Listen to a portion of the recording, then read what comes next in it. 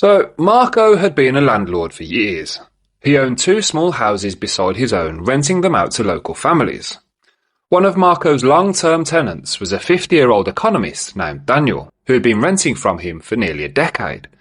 Daniel lived with his son and his elderly mother. Last Tuesday, when Marco got home from work at around 5 p.m, he found an ambulance parked in front of Daniel's house.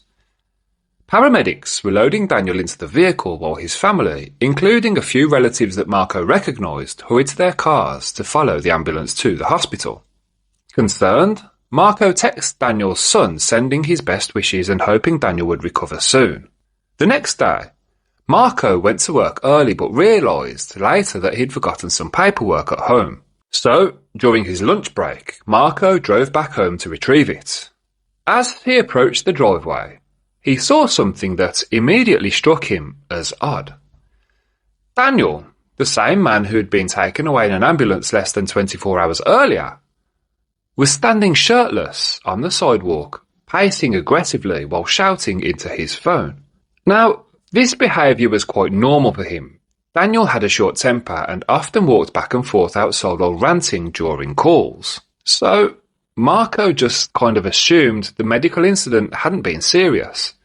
Daniel clearly seemed well enough to resume his routines. Marco grabbed his paperwork and returned to work without giving the situation a second thought. Now, on Friday, Marco's mother asked if he had heard anything about the tenants. She'd heard rumours that Daniel had passed away in the hospital.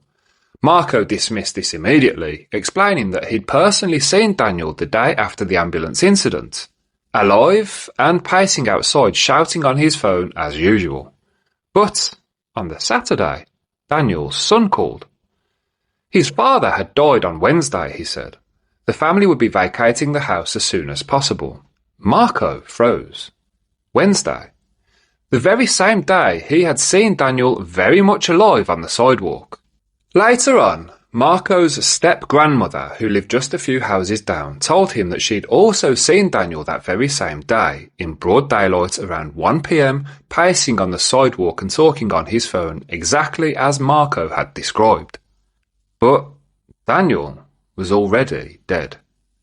Marco couldn't shake the question that now haunted him. Had he seen a ghost?